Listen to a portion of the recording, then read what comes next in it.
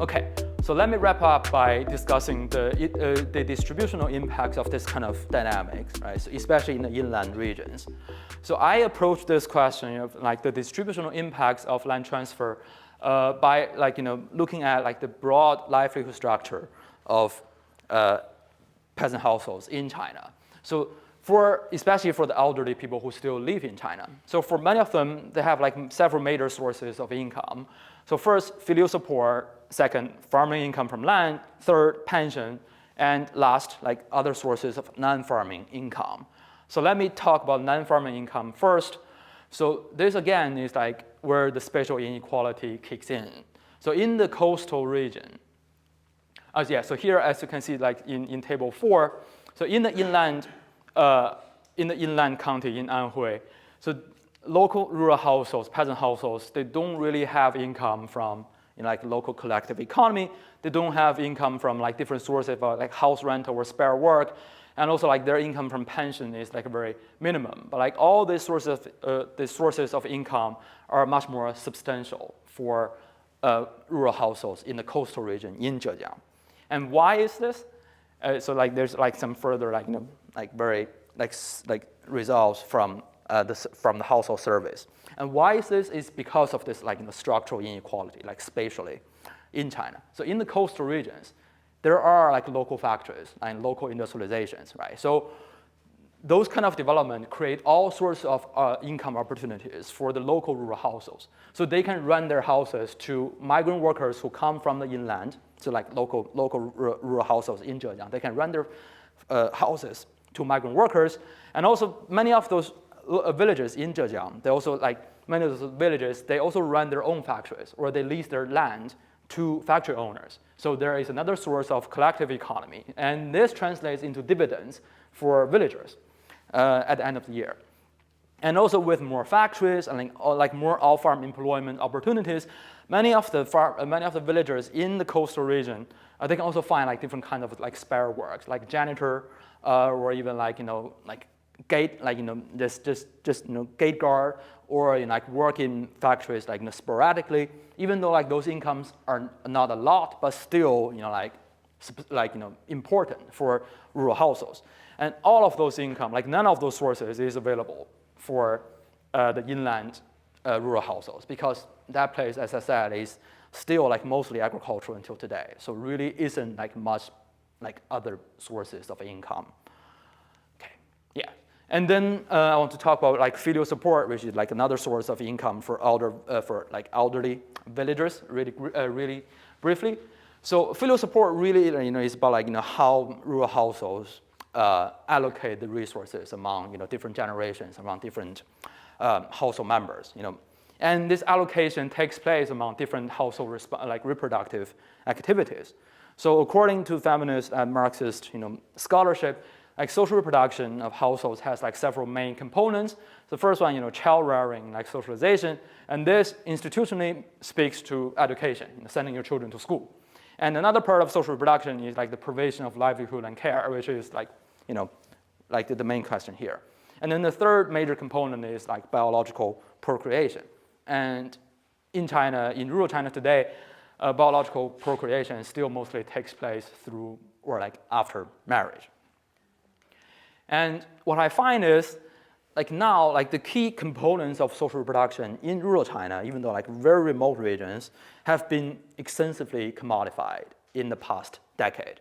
So in terms of, education, so before, many Chinese villages, they have their own primary schools, and townships, they have their own, middle schools.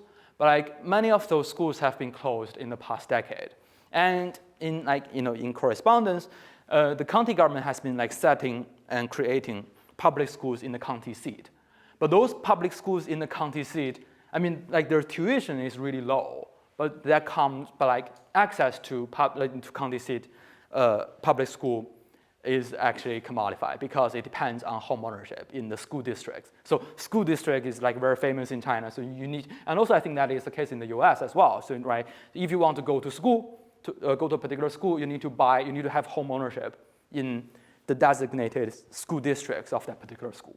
right? We may think of this as an urban phenomenon, but I'm actually finding this is the case in like one of the most like remote regions in rural China. So rural parents today, they also need to buy to buy an apartment in the county seat to send their children to like nominally free and cheap, very affordable public schools. So this number shows, over the years, the percentage of students in County A, in Anhui, who go to public schools in the county. You can see how that increased. And behind this is like growing home ownership.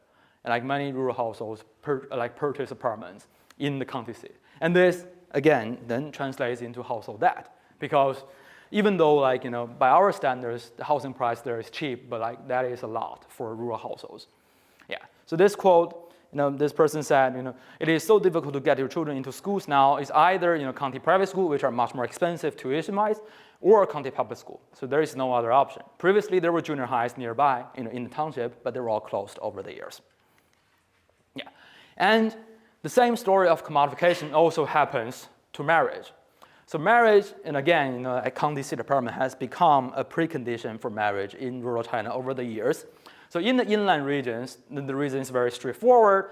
It's like imbalanced sex ratio due to the one-child policy.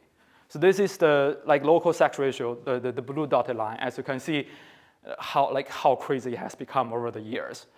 For the population that were born between 2006 and 2010, the male to female sex ratio was 1.26. So 5 men for 4 women. Right? So this really increased the pressure in the local marriage market. And again, this translates into higher entrance barriers. Right? So if you want to be competitive, you need to invest more. And this is in the form of buying apartments.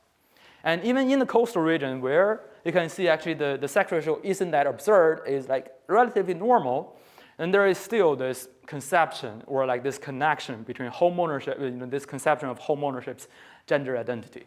So even in the coastal region, like it is considered like culturally that it is the groom side, who need to take the responsibility of providing a house for the bride. And this also has to do with like power relations within marriage afterwards. So if the groom side fails to buy an apartment, then the bride side's family may look down upon him in the future and after marriage. So even this means like heavy financial pressure. Many of those households, especially those with sons, still try their best to buy an apartment for their son's marriage. So this quote is summarizes the dynamic really well. So if a groom doesn't buy a home, people will automatically think he chooses like a matrilocal residence. So he will have no social standing, and his father-in-law will look down upon him. And his children will take the bride's family name, which is a big deal in China even today. So the groom must buy a home, even if he has to borrow from every single relative.